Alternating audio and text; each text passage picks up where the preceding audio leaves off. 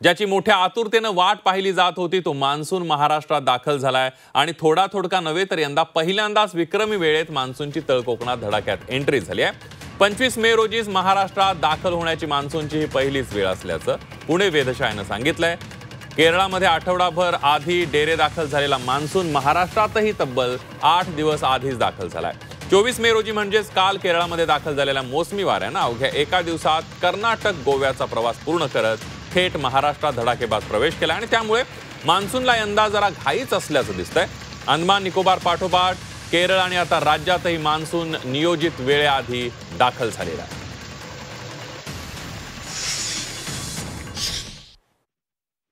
आज 25 मे रोजी south west monsoon हा तळकोकणामध्ये देवगडपर्यंत दाखल झालेला आहे।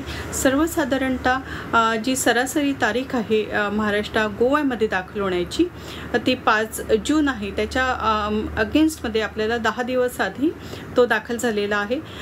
पुढच्या 3 दिवसामध्ये सिनॉप्टिक्स कंडिशन्स फेवरेबल आहे आणि त्याच्या अनुषंगाने महाराष्ट्राच्या काही भागामध्ये इन्क्लुडिंग मुंबई तो दाखल होण्याची शक्यता आहे।